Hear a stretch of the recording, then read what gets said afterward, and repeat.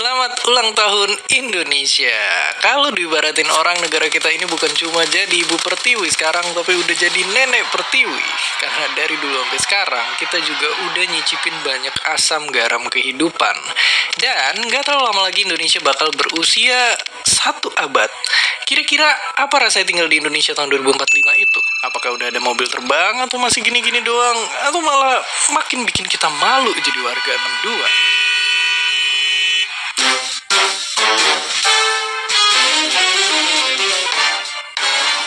Oke, ayo kita ke masa depan. Kalau kata Pak Presiden, 2045 bakal jadi tahun emas Indonesia. Karena tahun segitu penduduk dunia bakal makin banyak. Tenang, bukan bikin sumpek, justru bisa jadi berkah tersembunyi buat ngebangun Indonesia.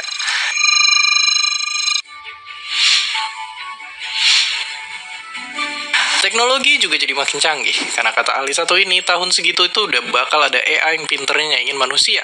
Kalau mereka bisa bantuin kita bekerja dan belajar, mungkin daerah-daerah yang selama ini susah dapetin pendidikan jadi bisa terjangkau dan tertolong.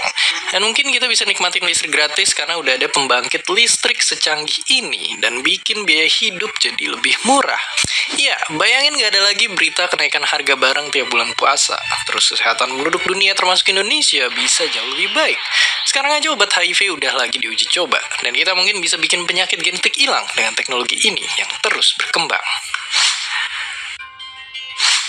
Terus ada riset yang memprediksi kalau negara kita akan jadi salah satu raksasa ekonomi dunia di tahun 2050-an. Dan karena dunia lagi beralih buat pakai energi terbarukan, mineral-mineral ini jadi makin dibutuhin. Indonesia megang salah satu kuncinya yang bisa semakin memperkuat posisi kita di ekonomi dunia. Kalau Indonesia jadi negara maju, ini bisa jadi kabar baik buat para ilmuwan dan peneliti. Soalnya, biasanya dana riset jadi jauh lebih besar. Ibaratnya makin banyak uang jajan, bisa makin sering beli buku.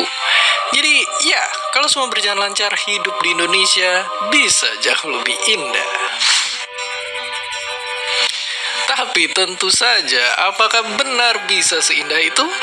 Karena masalahnya, berkat tersembunyi Indonesia tadi mungkin malah jadi masalah kalau orang-orang yang gak terdidik. Tanpa ilmu dan moral yang kuat, mungkin aja kita jadi justru gak bisa bersaing dan malah jadi pengangguran. Perkembangan AI yang tadinya bikin untung malah bisa bikin rugi karena justru ngambil alih pekerjaan kita.